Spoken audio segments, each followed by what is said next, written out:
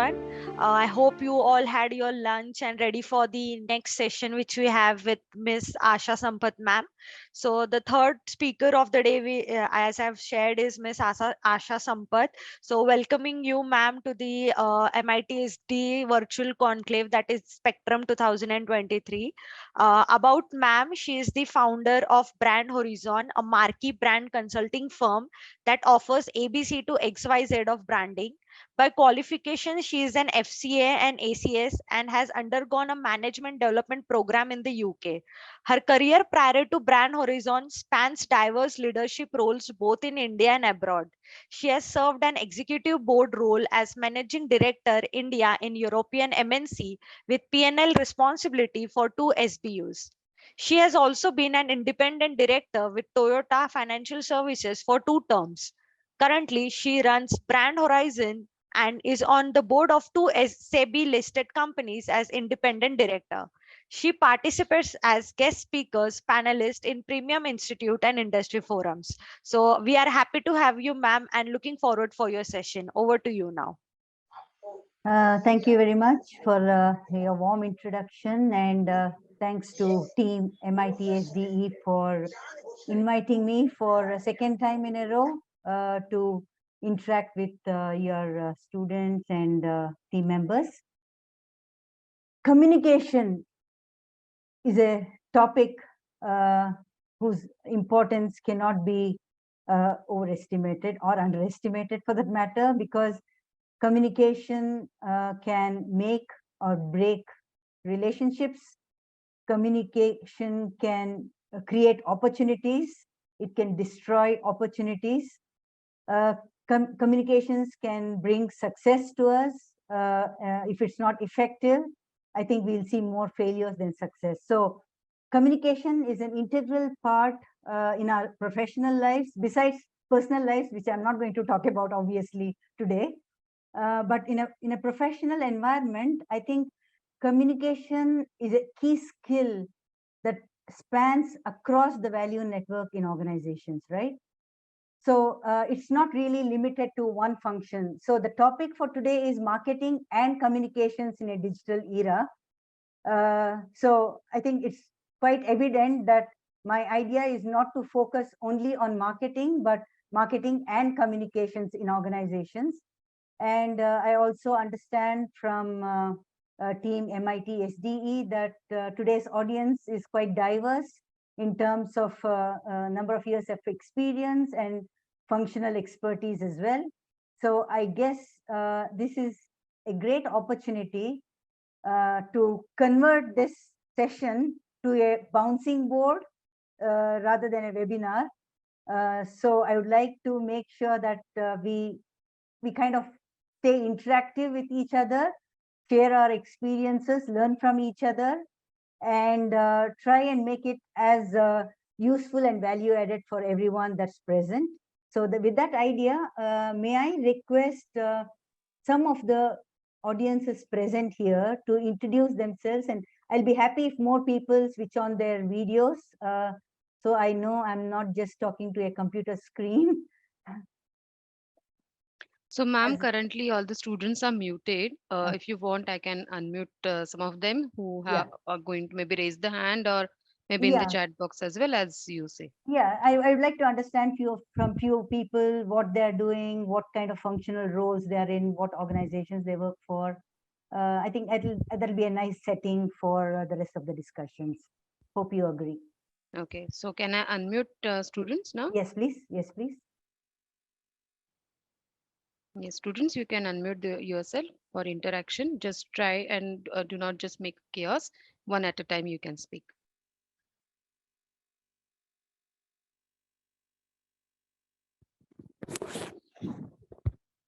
Yeah, please feel free to open up. Let's make this interactive and not a one-way communication. Let me understand what roles all of you are in. It'll be nice to know that, and try and see how we can relate to our challenges and opportunities.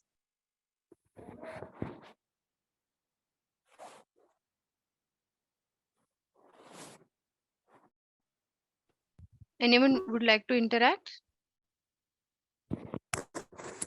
Yes, Sheetal Pise.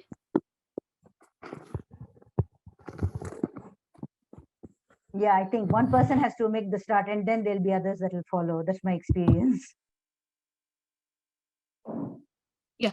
Hi, my name is Sheetal Pise, and I am working with Allstate, which is an insurance company, and I am working in a training department.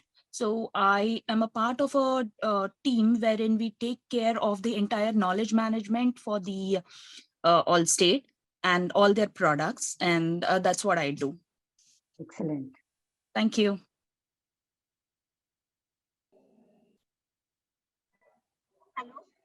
Good afternoon, ma'am. Good afternoon.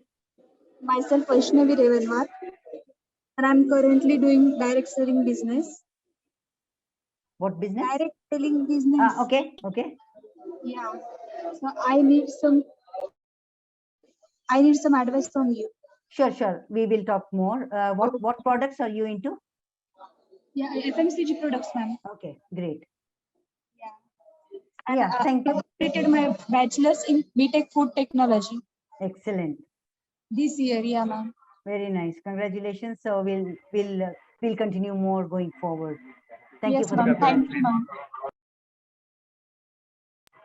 Good afternoon, ma'am. I am Akash Das from Dubai. I am also working in construction company, uh, civil piling as a site engineer.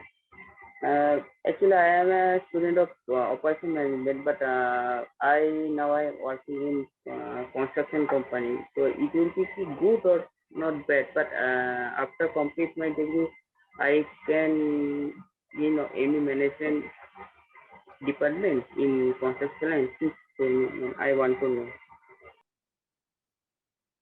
Sure. Thanks for the introduction. Hello, Good afternoon, good ma'am. afternoon. Hi, ma'am. This is Sapna here. Hi, Sapna.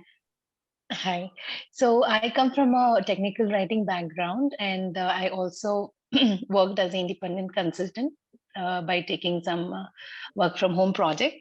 Right now, I'm focusing on starting, my own company in logistics. So, right now I'm working on it. That's my background. Very interesting. Logistics is indeed a topic that's highly talked about today, given that the Institute of Materials Management celebrating the 50th year. So welcome. Yes, Thank you. ma'am. Yeah, thank you. Very Ma'am. good afternoon, ma'am. Ma'am, this is Gauri Patil. I am into education field for last 6+ years now. I've taken a break. I'm into my maternity phase. I have a child now, new mother. So doing PGDM, most probably in marketing, and looking forward to have more such lovely sessions with you and other people as well. Great. Welcome. Good afternoon, ma'am. I am Rishita Jain. I am currently working as a junior software engineer at Revolve Software.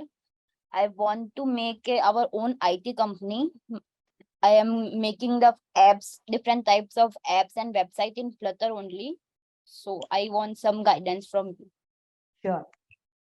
Great.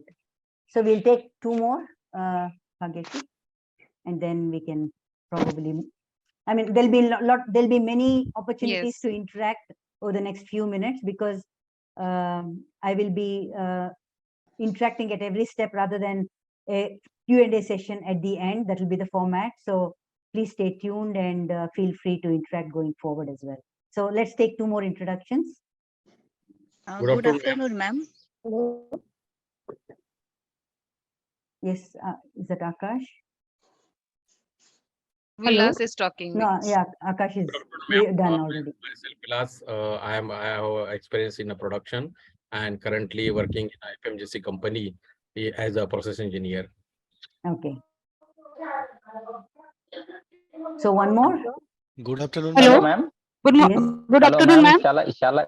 Shall I connect? please. Good afternoon, ma'am. And this is Anil from Nasik. Anil Jadhav. Okay. Okay. I am working in switchgear industries from last 15 years as a Okay. purchase officer. I want to upgrade myself. So Okay. that's why I joined the MIT and We need your guidance. Sure, you are in a great institution already, so let's use this opportunity to see how we can brainstorm and interact. Welcome. Thank you. Thank you. Thank you so much. So should we go ahead for the next topic? I don't have a presentation, and that's a conscious decision, which I normally do in most of my events, because sometimes I feel the PPT presentations kind of segregates the team into two sides of a platform, so to say, in technology. So if it's an open session, I think people will be more willing to participate and interact on a face-to-face. So in any case, there are three segments of this session that I have in mind. The first segment is it's about the click versus brick scenario, part one, and the pitfalls that come with each of the two options. And the second scenario will be more about the pitfalls in continuation. We take it forward to see how we can relate them to each of the functional areas that all of you are in. And that's an area where I would like to focus on functional goals versus aspirational goals in communication. And finally, the third part is where we will we'll probably bounce off what makes effective communications. At every step, I would like to get ideas from all of you. And of course, I have my own list, which I will throw up to the extent that we have not already covered during the discussions. So this is a three-part series that I have planned. And welcome again. Let me start it off.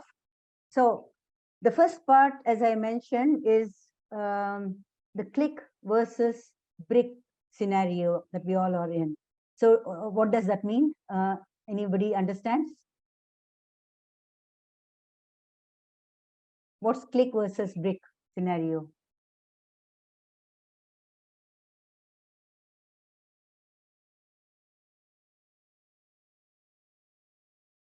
I think when idea comes in and we are trying to do that thing. Anyone else? Two more?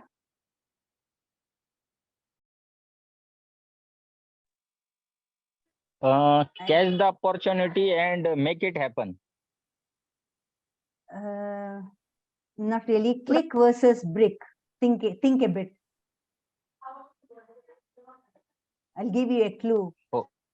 Ma'am, click means I think it is related to something which is on a fingertip. We buy something on our fingertip. Brick is something, which is physically bought. Yes, right. So we are trying to see the different aspects of communications in a digital era versus a traditional era, right? So let's go back to a few years. I'll share my own experiences. When I was working with a company called Endeka Ceramics, also into the construction industry, we were supplying raw materials in the B2B space. So social media was not had not actually taken off then. So we had clearly had a brick and mortar platform that we had to work on for every communication, for every marketing activity, which meant that I had to go across India to reach out to my customers. And sometimes I used to spend 20 days in a month traveling across the regions, different regions within India, right? And we all know how difficult logistics is in India. So let's assume that I went to a place called Morbi, where most of the ceramic manufacturers are actually present. The maximum number of visits that I could do in a day was not more than 3, assuming that I do a meaningful job at every step, right? So you can't just go over and start a conversation with a customer straight into the topic of are you going to buy my product? Can you? You can't, right? So it's more about ice breaking. It's more about connecting with the customer, relating with the previous communication that we had with them, and then connecting with what they're up to these days. So you spend some time trying to break the ice and also create an environment when people are feeling free to talk business. So it takes time. So every meeting would go on for something like at least 90 minutes, if not more sometimes, depending on the agenda. And then moving from one place to another would take another couple of hours sometimes amidst the traffic. So a meaningful conversation with a customer would mean including logistics anywhere between 2 to 4 hours. So considering that on any particular day, I could cover a maximum of 3 customers. And it's just an example. So imagine a company having 500 to 600 customers in every region. I mean, there are organizations that are having more. So imagine how different the communication feasibility is, or the effectiveness is, when you're in a traditional environment versus a digital environment that we are in today, right? So if you were to identify today in a digital era, we all know, I'm not going to talk basics because I think we all have come a long way on the social medias and online presence. So that's not a topic that I'm going to cover today. I'm sure most of you are familiar with it. But what I'm sure you all know is that all you need is a click to connect with thousands and lakhs of customers across India and also internationally today. So that's possible thanks to the internet penetration, thanks to the smart devices, and thanks to social media. Now, and of course, thanks to technology more than anything else, which I missed. So if you were to analyze the flip side and the good side of both the scenarios, which is the traditional era and the digital era, in the context of communication, what would come to your mind?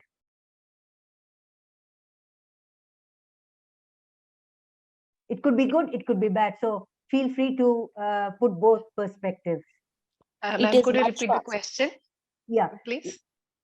Let's not focus on marketing per se at this point of time. I'll come to that in the next session.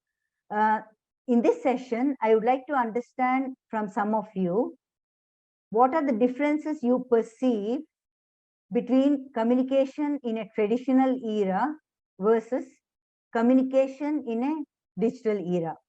You could be talking about the good things, you could be talking about the not so good things. I'm just trying to put things in perspective, how the two are different and how one is better or worse off than the other. It's a very common question, so I'm sure you can all contribute to it. Yeah, ma'am. This is very easy to speak right now with our regular customers. Instead of if we going in past before a 10 year or 15 years, it is not easy to communicate with the customers as well as vendors. But right now we can send email, chat messages, or meeting over Zoom like this. Now it is very easy to us to reach the customer as well as vendors. So Absolutely. it's good. Absolutely, it's good. Anything that's not good? Again? Yeah, this is Sapna here.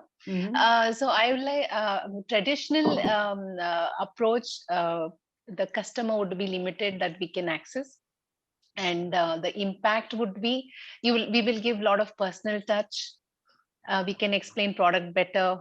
They can their perception will be different compared to the digital one. What we do, the digital will actually help us to reach wider audience, and the product will reach sooner to the we can just within a click it can reach worldwide. The awareness will be awesome there. So these are the two contrasts I can see. Very good. Any more? Yes, ma'am. Meghna here. Yeah, Meghna. Actually, we can customize a product according to the customer's demand. That means we can approach a specific age group, maybe. Targeted customers. basically, if we pertain to the sport shoes, so that may be with a college going or the below 40-45, we can approach the sport shoes concerning that. That is how we can means we can in a term we can approach mass audiences at one time, at one click. That's it. Absolutely. Any flip side from the digital communication era? I think one person already mentioned about the personal touch and the perceptions. Anything that somebody can add on to it? To add to the my previous friends Yes. input, I would like to say not only in the traditional way, not only we could give that traditional touch, we can also get instant feedback, to what extent the product is and what is that customize. She just mentioned customization, so on the basis of that we can actually get instant feedback there, and a genuine one. Very good. Compared good to point. the digital. Yep. Yeah, madam. So I would like to add, this is Captain Vijay here. Yes, so, Captain Vijay.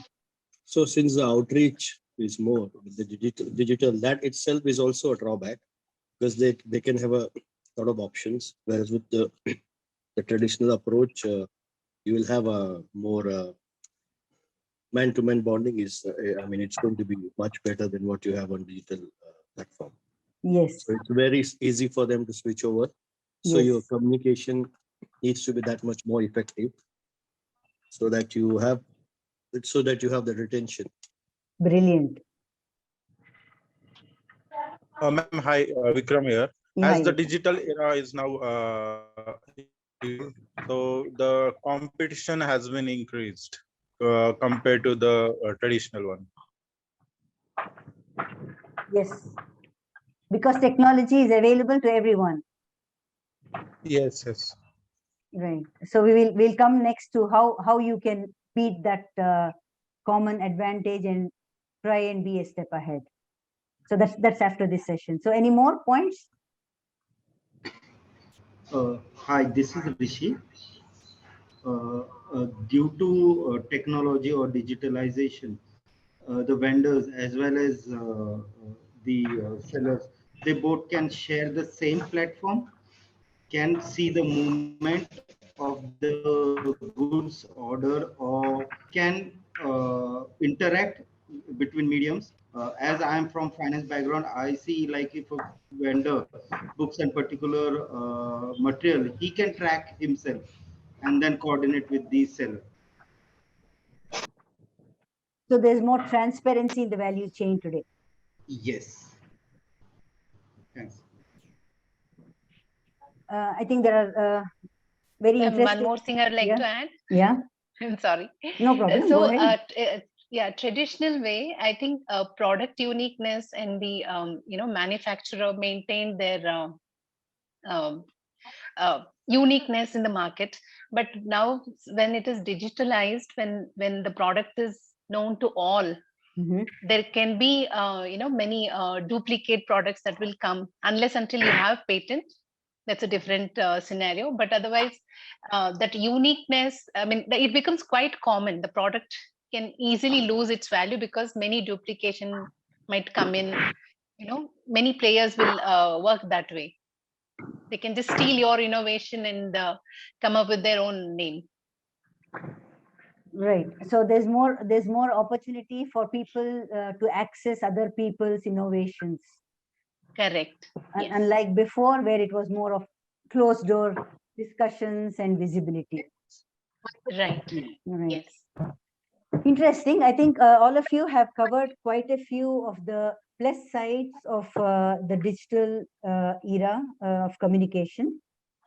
I think there are also very interesting flip sides, which I think Captain raised and a couple of others raised, which is about the switching of vendors.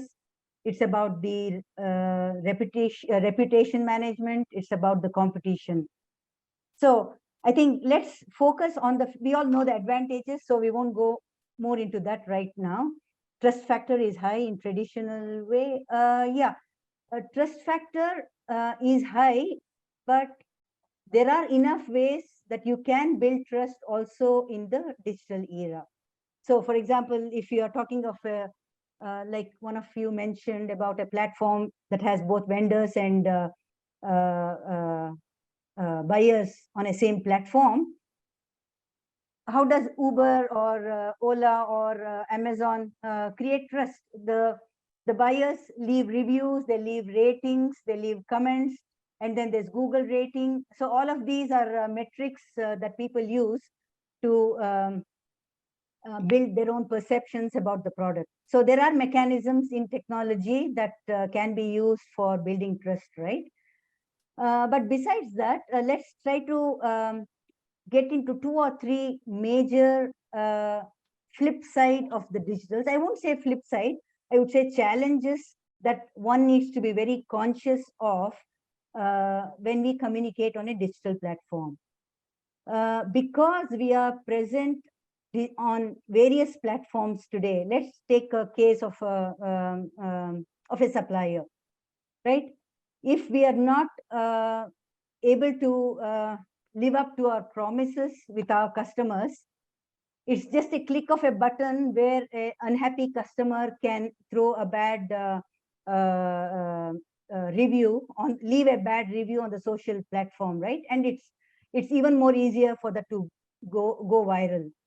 Now, because all of our customers are present on the same platform, it's so easy for others to see how badly we performed, and the trust factor can come down. It can just come tumbling down. So what it means is that our service standards are even more important than ever today to live up to our promises and make sure that we keep doing things right, not just once, but every time. Even if we have done things right 9 times, the 1/10th time that we do things wrong can just wipe off all the goodwill that we have built over the years, right? So I think we have to be extremely cautious of every action, of everything that we say, and every promise that we make. So think before we make a promise. And once you make a promise, make sure that you live up to it, because it doesn't take long for a unhappy customer to express his negative feedback. It's so easy to forget all the good things that have happened to him in the past.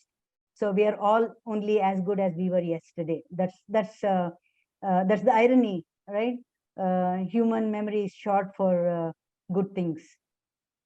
So making sure that we live up to the trust and the promise that we make is highly important. The second thing that's most important is in terms of communication itself, there are so many channels that our customers are present on, right? So if you as a brand holder want to build a brand, it's so important for you that your communication across various platforms is unified. You have to speak a single voice. You have to convey the same message. Your value proposition and your core values and mission has to resonate identically on all the platforms. Because if you're not speaking the same language, you cannot expect your stakeholders to perceive the power of your brand. So communication becomes even more critical in a digital era as opposed to a traditional era, where you just have to go to meet few customers and explain to them what your value proposition are, build a relationship, and as somebody mentioned, almost you get an instant answer, and then you sign off a contract, and hopefully that will continue for a long time. So that's not the case in the digital era. Of course, like many of you mentioned, the advantage that the digital era gives all of us is a combination of the best of both worlds, which is rich versus reach. Now, under reach, you also have we have the privilege today of segmenting the customer base and reaching out to each of them in a way that they would like to be reached out to, and not give it a common communication across the complete customer database. So point number one, building trust is even more challenging than before, and living up to the trust is even more important. And point number 2, unification of brand message across all the platforms. That's the second important point. And the third important point also, which I think some of you touched upon already, is the fact that in a face-to-face interaction, it's much easier to make that personal connect, right? Because you're seeing people's faces, you're understanding their body language, so you can actually adjust your communication based on what you see from their body language. For example, if somebody is demonstrating a facial language where he feels that he's not understanding what you're saying, then easily you get to know about it, and then you say, okay, let me make this simpler for you. I think it's a bit complicated. Let me make it simpler for you, right? But on a digital platform, this almost impossible, right? I'm talking to all of you today. I'm not sure if all of you are understanding or enjoying what I'm saying. I'm assuming, I'm hoping you are. But through the interactive process, I'm trying to see how much I can perceive what you're all going through at this point of time. So I think we have to go that extra mile in a digital era to make that personal connect, to break that ice in the beginning of a conversation, and to also make it interactive so that we create an ambience for people to open up and share and express their views. So if somebody is not understanding what I'm talking about, or you feel that it's not making sense, I would like all of you to tell me, interrupt me and say, hey, hang on, I think this is something that we don't quite agree, right? And I have to give you that confidence and the freedom to express it. And if I don't do that, the objective for which I'm here is completely deceived, right? So that's a challenge that we all have in this digital era. That's the second thing. And that's the third thing we talked about, actually.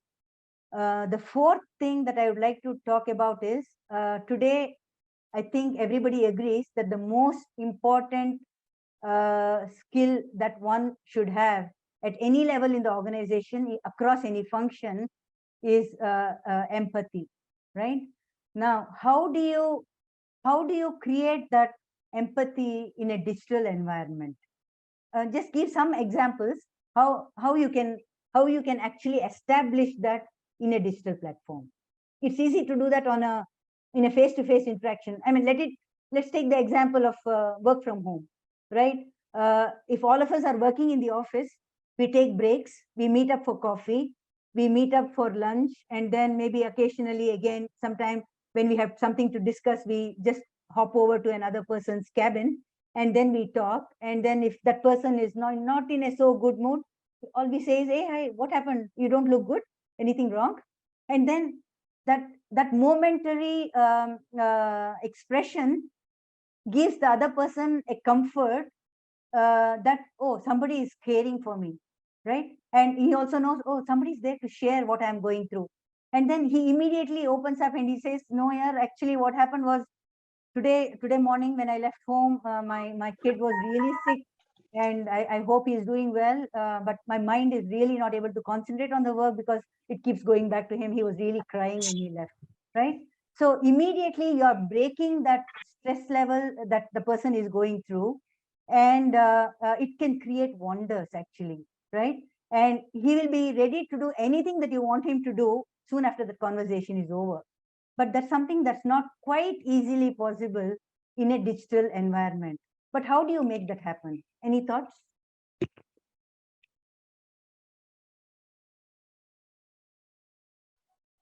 We can touch with our hello.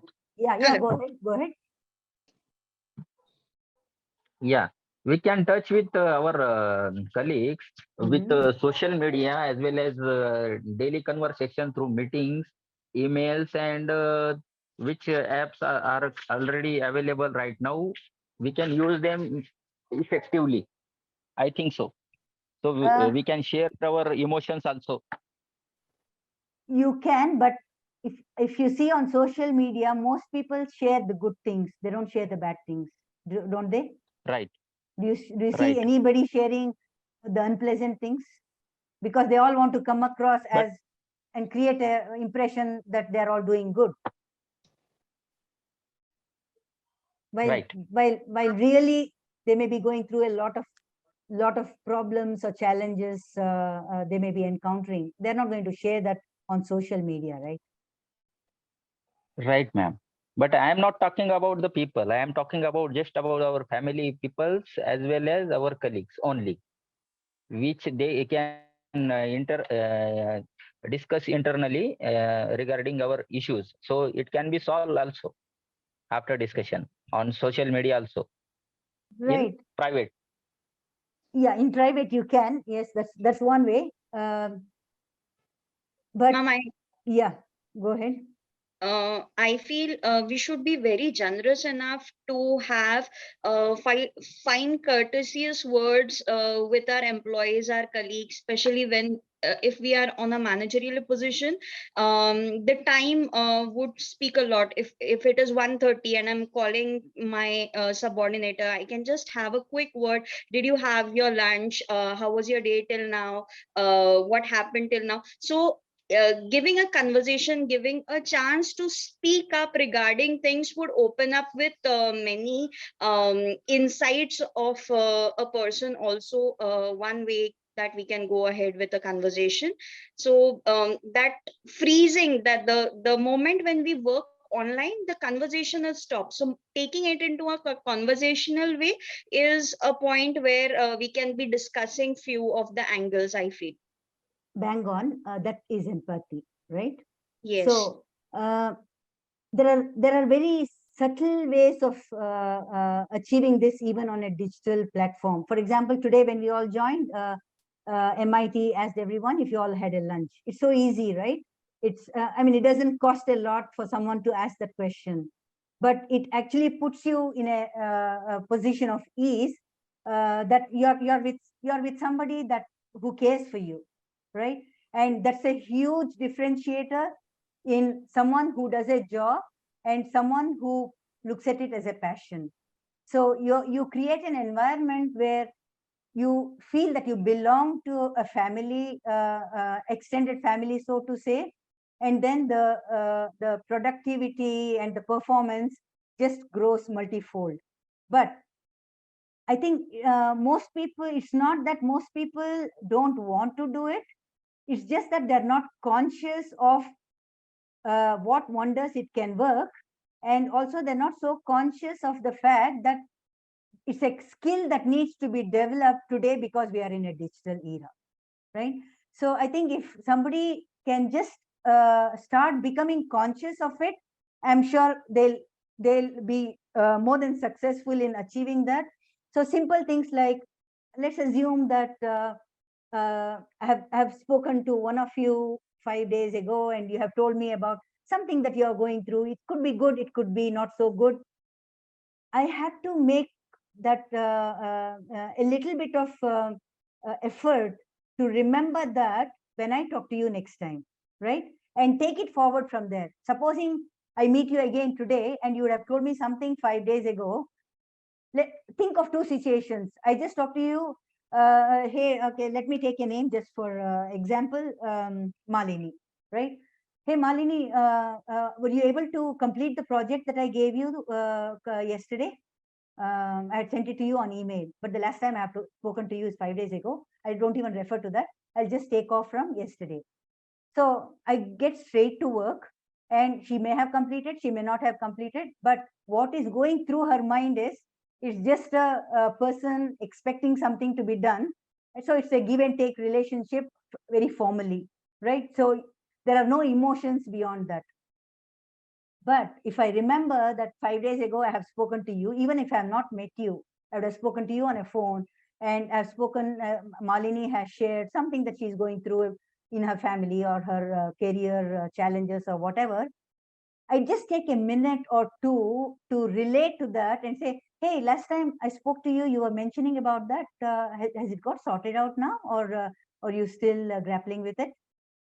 And I may not be able to give her an answer per se, right? But just the fact that I have given a good listening, I have been a good listener for her 5 days ago, makes her feel on top of the world.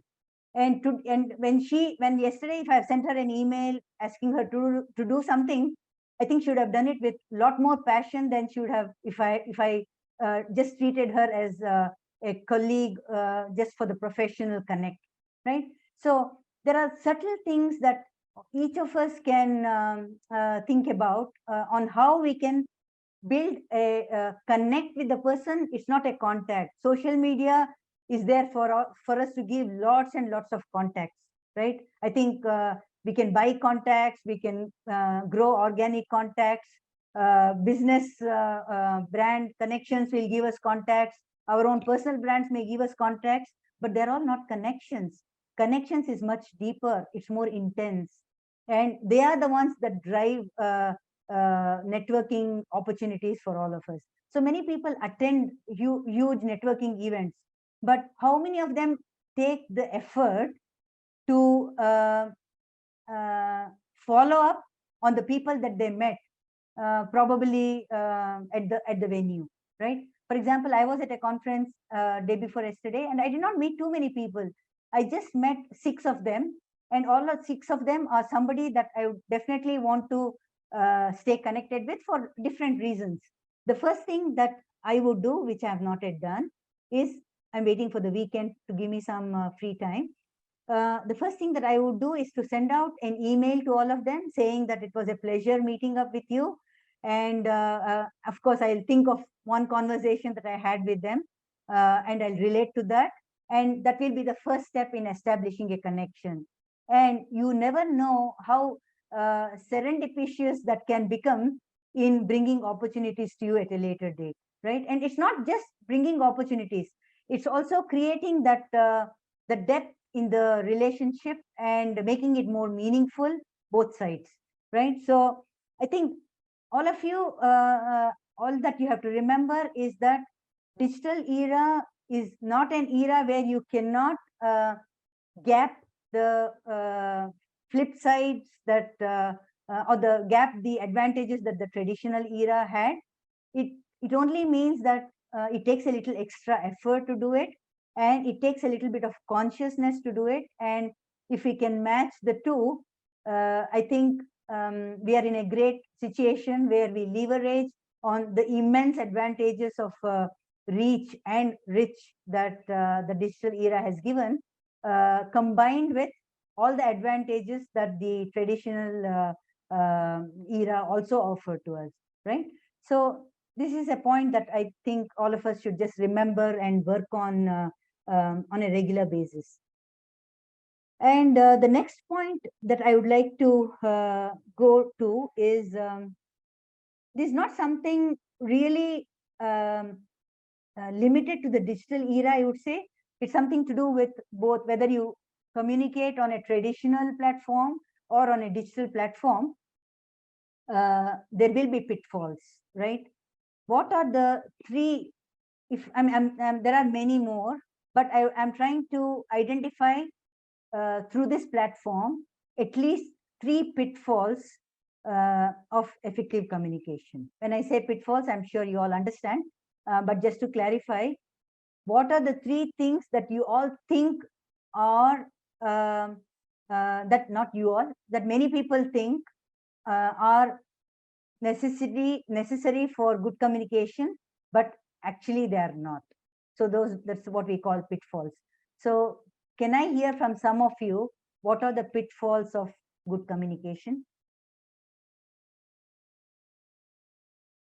Or rather, what are the 3 myths about good communication, to put it in a different way?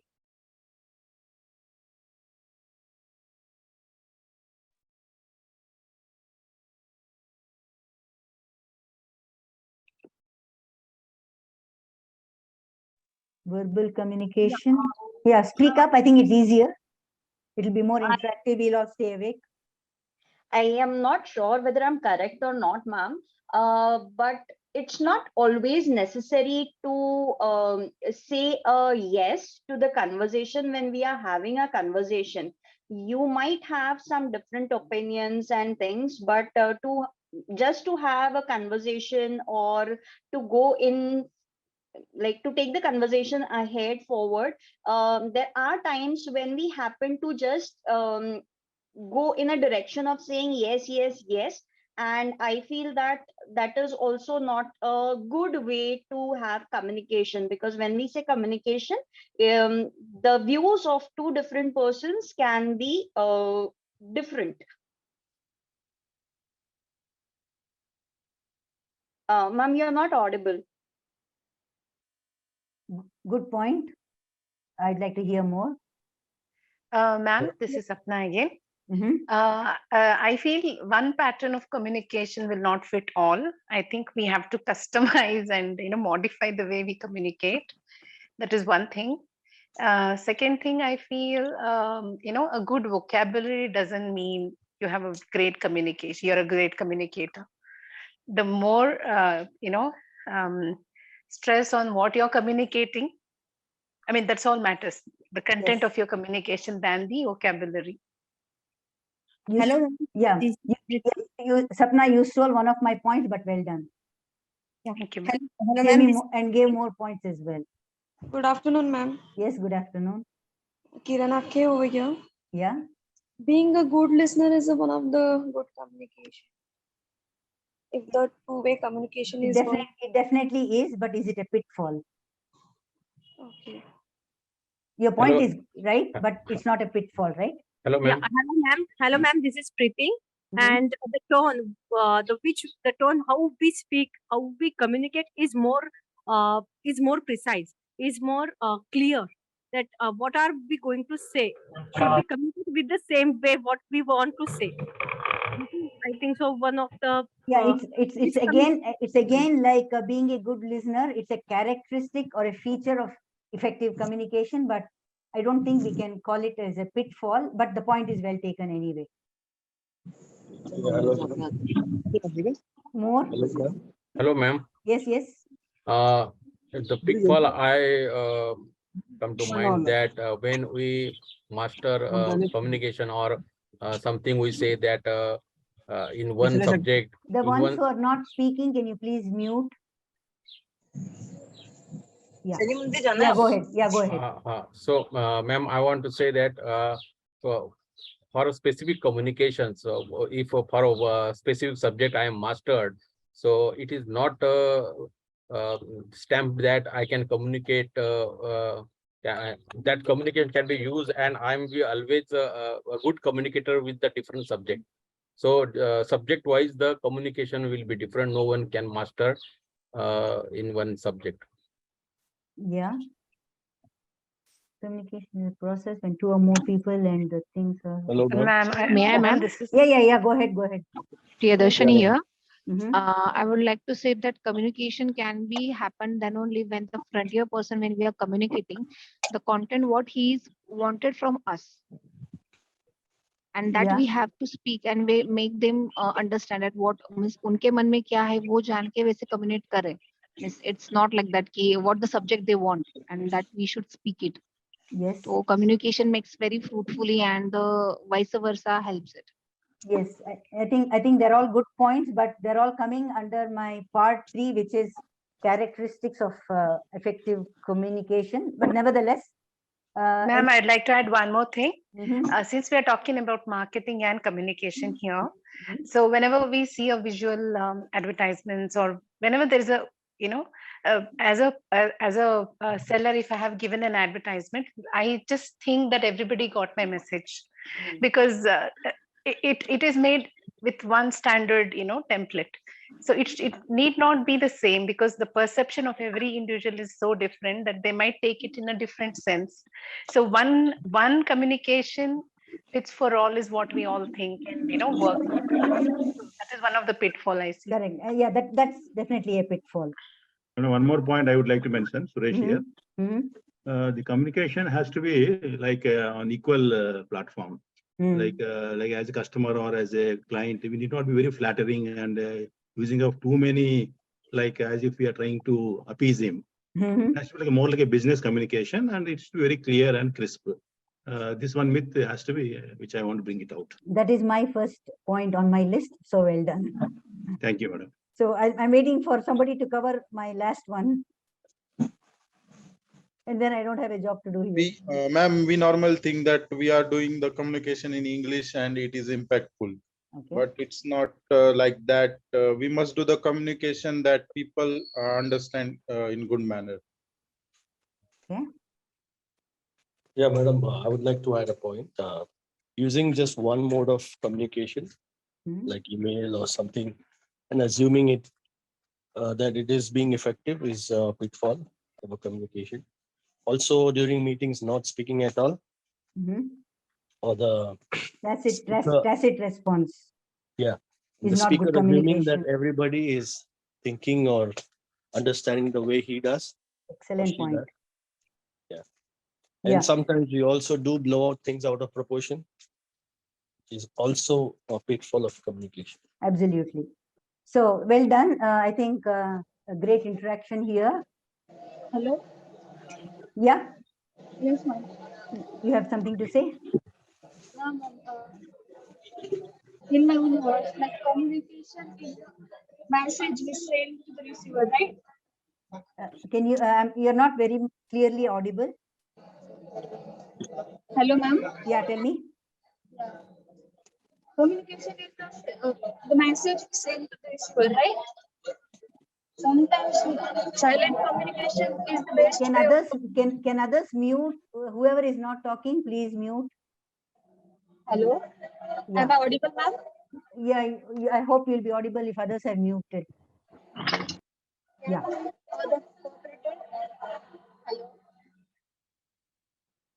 You're not very clear. So maybe you want to put it on the chat. Yes, ma'am. Yes, ma'am. I'll put in the chat box. Yep. Maybe there's a network issue.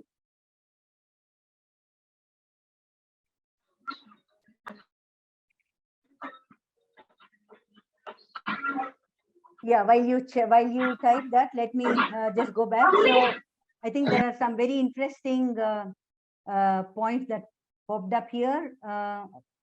I think two of those were on my list. More is always not better, right? So I think we need to optimize what we say in our communication.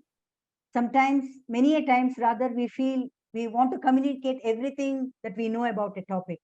We are just enthusiastic about sharing it or impressing somebody, or we sometimes have the fear that maybe we have left out something, so better we communicate everything about it, which is not the right, which is not necessarily an effective way of communicating. So I think it's important to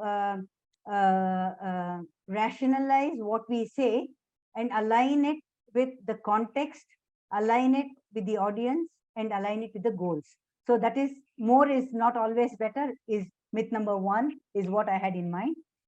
And one size fits all is really a very popular misnomer, which many people think that they don't just keep the audience in mind before communicating. So let me read this chat. So sometimes silent communication is the best way of I think you're just countering, Vaishnavi, you're just countering what the other gentleman said few minutes ago.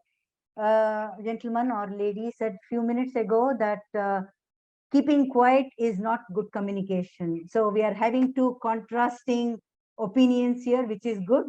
It's throwing up a debate. Let me try to come to that point, but before that, I'll complete the three pitfalls.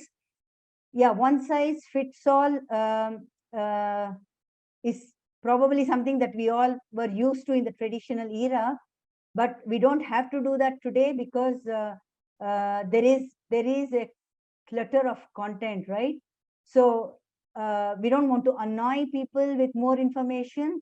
So make sure you send what people would like to hear, segment your target audience, and make sure that you customize the communication as is relevant to each of the segments that we have created. So that's another pitfall. One size fits all is not going to work. And the third pitfall that I had in mind was, many people say, give a headliner that grabs people's attention, right? While I don't disagree with that, I think that's only a starting point. because that will help your audience to click on your, let's say, an emailer that you have done or a newsletter that you have done. But just that is not adequate. Many people think that by giving a very catchy headline or a subject line, the job is completed. They don't pay enough attention to a lot of other things that has to that's going to be in the body of the content. So the challenge is not just to grab the attention, but the challenge is also to sustain the attention until the end of the story that you're trying to share. So that was the third important myth that I had in mind, because many people that I have interacted with have made this mistake, that they feel that the excitement is all over once they create a grabby, a catchy headline. But there'll be so many things in the body of the email, in terms of the creatives, in terms of the content, in terms of the messaging, and in terms of the call to action. So all of those would have taken a back seat in their eagerness to create a catchy headline. So I just want all of you to remember that that's a catchy headline is only a starting point. The closing point is actually the call to action. And in between that, there are many things that we need to keep in mind when we are drafting, especially a written communication. Of course, here I think we are kind of blurring between verbal communication and written communication. So if time permits, maybe we can look at that for the last 10 minutes. But for now, I'm not going into that. Now, let me address this issue about silent communication. Now, silent communication, I think, is bad. Why? Because you are depriving yourself of expressing what you are entitled to express, point number one. And two, if you do not express yourself, you are letting others form their own perceptions of what's going on in your mind. Yes or no? You can just type yes or no, not a problem. Yeah, yes, sir. Yeah. So I feel the silent communication is actually quite negative. But silent when the other person is talking, yes, of course. You have to make sure that you give the other person enough opportunity to say what he wants to say, wait until he finishes. And then, of course, when you're moderating a panel or something, maybe sometimes if somebody keeps speaking away to glory, you might want to interrupt. But again, there's a way of doing it in a very gentle and polite way. But the important thing is, you wait for the other person to finish, and then like one person said just now, sorry, I cannot remember the names, saying yes always is not a good thing, right? And you're destroying your own credibility many a time by saying yes to something that you are not having conviction for, because you have a right to express what you think is right. Of course, you have to do it in the right way. I'll give you an example. When I started off my career, actually, I was quite young, and I was hiring people, and I picked two people who are a lot more experienced than I was, much against the intentions of my boss, who said that I think you're doing a wrong thing, because they'll start driving you and you will not be able to be effective, because they're all many years more experienced than you are. Then the simple answer that I had for him, because I was quite convinced that I would bring the best of both worlds to the organization, which is my my knowledge because of probably my qualification, and probably my new thinking because I was quite young. But I was actually looking up to two gentlemen who I had hired, both of whom were 20 years older than me, but they brought decades of experience with them. Like they had been in different industries, in different positions, and they had a lot to bring to the table. And I was not feeling insecure to make them part of my team, because I was looking at it from an organizational perspective, where we bring in the best of new ideas versus expertise and experience. So having hired them, I realized over a period of time that I had two very distinct personalities in my team. One person who took a long time to dispute or disagree with me because he wanted to be extremely polite, and he was probably over emphasizing the respect that he needs to give for a person who is holding a title, so to say, which actually means nothing these days, because I think the one who can influence people with the right values in the organizations are actually the leaders and not the ones who just hold a title. So he was, so let's put A and B. B was very conscious of the title and would hesitate to disagree right away, and he would use an occasion away from the main platform to express a different perspective, until I had to tell him that feel free to express your views in the main conference. You don't have to wait for me to come out and then share it on a one-to-one, because if you are saying something that's good, there are people who will appreciate it.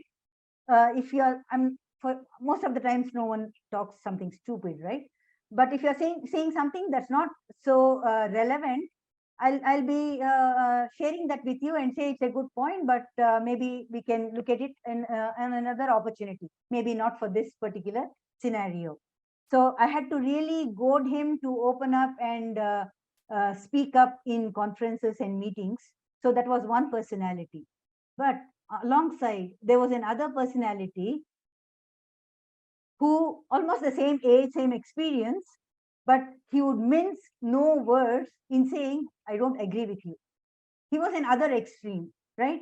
So whether it was me or my boss, level 2 manager, the moment he heard something, without actually thinking whether what he was saying is the right way or something beyond that could exist, he just would immediately express, no, but I don't agree with you. I don't think that's the right way to do it. While none of us never got offended with him, because it was not a very huge organization. We were all working like a family. So we would really appreciate his character and his spirit of sharing his perspective at every opportunity that he got. We are seeing here two different scenarios. There's one who is having a good perspective, but hesitant to share. And there's another one who is most of the times having a good perspective, but sometimes not even having the right perspective, yet very proactive to share, right? So what's the lesson that we can learn from here? They're both doing good things. They're both doing it for the good of the organization. But sometimes the perceptions from a higher management could be, oh, this person is not contributing. And another one could be, oh, this person just keeps disputing everything that I say, right? So what would you do here? You have to strike a balance, right? So, and this is, I think, a very good example that I can share here. So the person who is not expressing is someone who needs to, that's a persona that needs to open up a little bit, gain a little bit of confidence to speak up, because he would have already thought out enough whether what he wants to say is good enough or not good enough, right? But still he didn't have the confidence to share. Now that's a personality that someone would want a bit of training in building self-esteem, building self-confidence, and then making him an extrovert, so to say. So that is the kind of training as an HR person. I'm sure there are HR people here who would want to give a persona of that character. Now, the persona of the other character who minces no words, who reacts immediately without thinking. Now, there's also a lot of value add that he brings to the organization, because he is creating a debate in people's minds on every platform, sharing of ideas. So he's the right person to bring about an innovative thinking. But there would be some people who would probably feel offended that they're getting their arguments are being disputed. Now, what's the lesson for this person in communication that I would give, which I did, and later on he became a huge asset to the organization? The first thing that I told him was, I'm very happy that you are analyzing everything that you hear in the meeting and analyzing that in your mind instantly. Having analyzed, give it a little time before you actually accept or reject it or open up for debate. Just think the pros and cons, point number one, so that when somebody counters you, you're also ready with a counter answer for it. So spend a couple of minutes thinking what you want to say and then communicate it rather than immediately saying, no, I don't agree with you, right? That's not the way to communicate. The third thing that I would tell him, which is also very important, is the way you communicate your disagreement is more important than the disagreement itself, because you are actually enhancing your value in the way you communicate your disagreement, because your disagreement may or may not add value, but the way you are communicating your disagreement every time and each time does add value. Why? You are creating an impression that you are a thinker. You are creating an impression that you are a team member. You are creating an impression that you are having interpersonal skills because you are doing it the right way. And you're also creating an impression that when we want to bring about a lot more ideas to the organization, you are the go-to person for the organization, right? So what I would tell him is, don't retort, but respond. Yeah, retort is not probably a strong word, but don't make the other person feel that like he doesn't have stuff, right? So you'll probably want to say, it's a little longer route, but you'd probably want to say, sir, what you have shared is a very good point. Actually, you have listed out 1, 2, 3. So you make the other person feel good, especially if he's a senior person, right? You don't want to say that I disagree with you right away, because it may actually speak on the performance appraisal sometimes. So the way to do it is to tell him, wait till he completes, listen to him, and then say that you have listed out points 1, 2, 3. They're all very valuable. But sir, or these days you don't use sir and madam, but Mr. C, actually, I was thinking, I have a different perspective. You can correct me if I'm wrong. I feel there's a different way that we can approach this problem, right? Imagine what the reaction will be at the other end if you would put it this way, rather than just say, sorry, sir, I don't agree with you, right? Which would anyone prefer to have in their team? So in my case, I had both of them in my team. So I could see the good in both of them. All I had to do was to leverage the good in each and work upon the weaknesses in each. And that's what a leader does most of the time, or should do most of the time. So that brings us to close of the circle to tacit response. So tacit response, in my opinion, is not a good thing, but thinking before responding and responding in the right way is the good thing. And if you feel that you don't have anything to say and you're agreeing with it, I think it just takes a minute for you to say, I completely agree with you. That was a great suggestion, right? So that way you don't leave the other person wondering whether you agree with him or you don't agree with him. Am I right or wrong? Correct, ma'am. Right. Okay, Right, so I think we finished the part 1. I think we have only 15 minutes. I have 2 more parts. I'll try to speed up.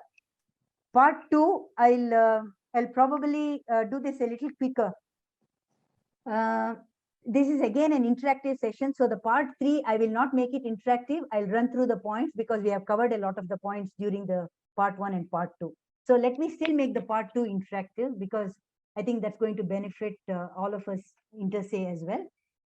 Now, in the beginning of the session, when all of you introduced yourself, you're kind enough to share what functional areas you're in. So we had founders, we had logistics people, we had operations people, we had people from sales and marketing, we have people from finance. So just about all functional areas we have. So when we talk of communication, communication encompasses all the functional areas in a value network in the organization. Besides that, don't forget that communication is also important for all of your personal branding, right? And that's not a session that we are covering today, so I won't go deep into it. But there's a lot to learn in terms of communicating your personal brand to the world. Now, what I would like to ask each of you is, all of you have functional goals. I would say that all of you also should have aspirational goals. Now, I would like to identify in each of the function one functional goal and how you will relate that to an aspirational goal. And if you are not able to relate it, I will help you relate it. So let's start with one person from, let's say HR. We'll start with HR. The first person to pick from HR will get the chance, because we don't have time for too many this time. What is your one most important communication that you normally do, and what do you think should be an aspirational goal to that?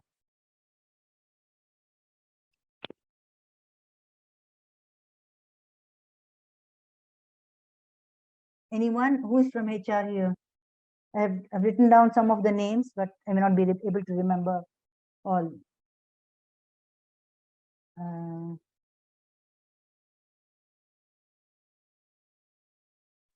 Ma'am, I'm not from the domain, but I'll like to try. You are, who's this? Ma'am, this is Gauri. Gauri, yes. Yes. Education system, you said 6+ years in the education. Yes, ma'am. Yeah, go ahead. Ma'am, according to me, HR is a person who connects the organizational goals and the person in the organization. So any disputes or any insecurities what a person would have, the HR is a person to give him or her a correct direction where his skills would help the organization and how he should overcome with things. Right, perfect. That will be a functional goal. Functional goal, yes, ma'am. What would be an aspirational goal that can be related to that?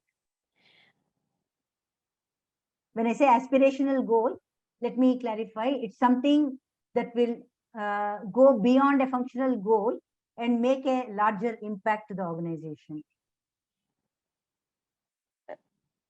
The person should be, the HR person should be readily available in the conversation and happy to listen what a person should go ahead and speak. So he should be always available and not giving excuse that he has some meetings. So he should take time out for other employees other than the organization as well. So communicate. So being available is a aspirational goal, I feel. Well done. It certainly is an aspirational goal. Going beyond, what I would also say is how he handles one conflict resolution or one performance appraisal can actually determine how approachable or how accessible he will be for people when they have problems.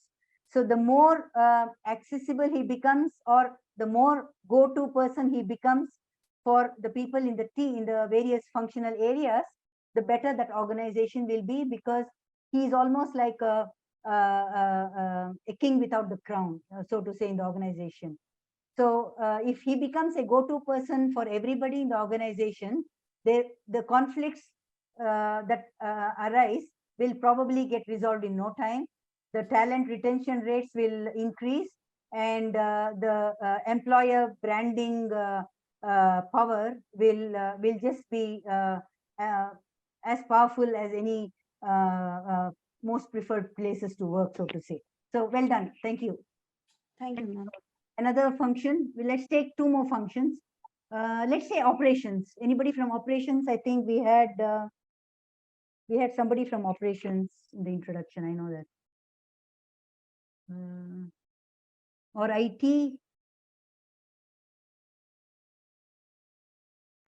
Yes, ma'am. Yes, or Vilas, I think, was from production. Yes, ma'am. Vilas here. Yeah. Tell me, what one of your functional goals where communication is widely used and important for you? So the one of the important, so the KPI of the organization should be communicated to the lower or shop floor people, so that that KPI will get achieved. Yes, that's a functional goal. Good. That's a good functional goal. What will be a aspirational goal that you can relate? So, from my point of view, the aspiration goal will be, so to get these KPIs to be achieved, I should make all the resources available to the people working on below my rank, or so that whatever tools or equipments and different types of resources that should be easily available to them, so that they can use it, and the goals for the organization will be achieved. Yeah, that's the route that you will follow to accomplish your functional role. But there is also a larger aspirational goal that you will be achieving by doing those things right. Just think you will get it.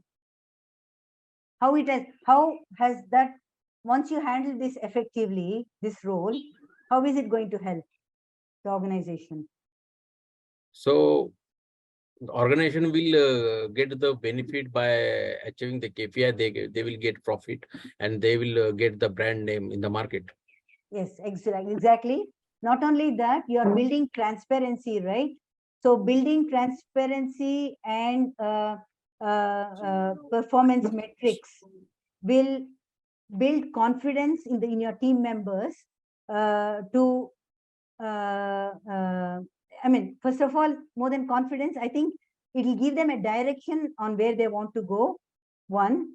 And two, it will also, the tools that you are going to provide them will enable them to achieve those metrics.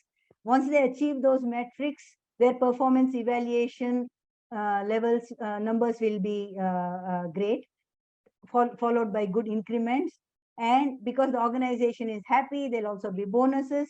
And as the organization performs well, the employees will benefit more. So there'll be more and more benefits that will accrue from every person's functional goal.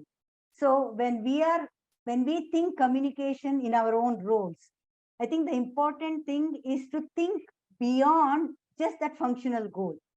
And then once you think beyond the functional goal and list out your aspirational goals, by nature, you will start building competencies that will enhance your modes of communication, the tools of communication, and the way you communicate.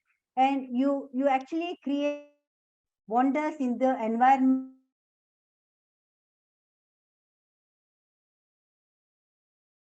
Ma'am, you're not audible. Only to you or to everyone? Yes, now audible, ma'am. Now you are audible. So where did I lose? I think the internet connection was unstable. So where did you lose me?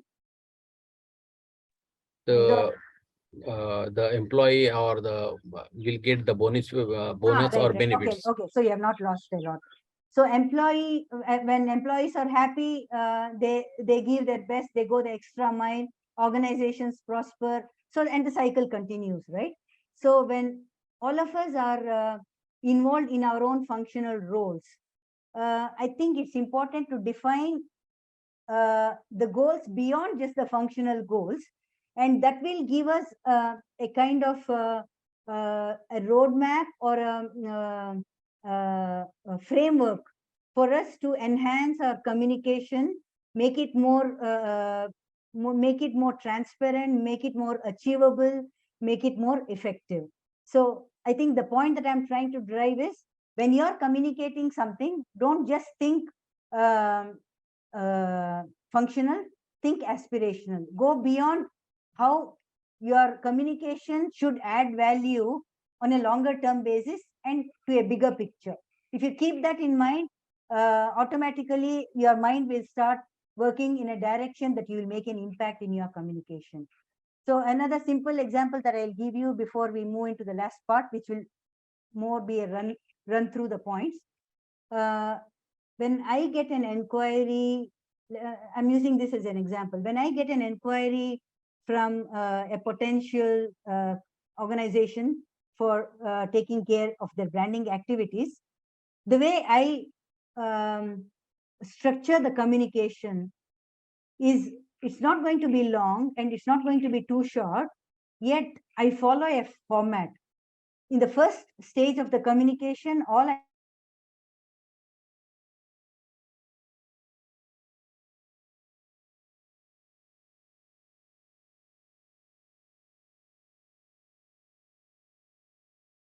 some of the areas that I have worked on, some of the impact that I have made. Am I audible? Yes, ma'am. Now we are audible. Okay. So the first part of my response will be to thank them for the inquiry. And the second part will be to tell them about how I have impacted other organizations. And the third part will be, many people jump into commercials, but I don't. All I tell them is, if this interests you, I will be happy to connect with you on a call at a time of your convenience and date. So that will be the first communication. The second communication will be after a face-to-face meeting or a Zoom meeting, where I understand their pain points. And the second communication will only focus on how I can address their pain points. And again, I'm not going to talk about the commercials. It's only after they say, yeah, all that scope of work that you have talked about, I think is good for our requirements, then I go to the commercials. So this is a format, a flow that I follow, which helps me in multiple ways, right? One, it helps me in building trust. It helps me in building transparency. It helps me in building a connection where they feel that, oh, she's the right person for us to work with. And after that, if I come to the commercial part, there are more chances that that will get accepted than jumping into the commercials right in step one. So this is just an example I wanted to give you. So think aspiration, my aspiration when I answer to a inquiry, answering to the inquiry and getting the order is my functional goal, right? But my aspirational goal is beyond that, giving them the confidence that I'm the right person for them to work with, and I'm the person that they would like to have a long-term relationship with. So these are all my aspirational goals, which I keep in mind, and hence the way I structure my communications. So this is part number 2 that we have finished. Part number 3, Bhagyashri, can I take 5 minutes more? Mama, request if we can take till 3:30 or maybe 4 minutes more. 4 minutes more. Yeah, Okay, please, because students are going to have another session, their live session. Great. So Yeah. I'll run through this. I'll not make this interactive. I just have put down few points that I wanted to brainstorm, again, case by case, but we don't have the time for it. So let me list out, based on the conversations that we have had, let me list out some of the characteristics. I think we have covered some of these already. First one, put yourself in the shoes of the recipient, right? Don't assume they know everything. At the same time, don't dump them with information that they can already find on the internet, right? You can just give a link for it. Point number 1.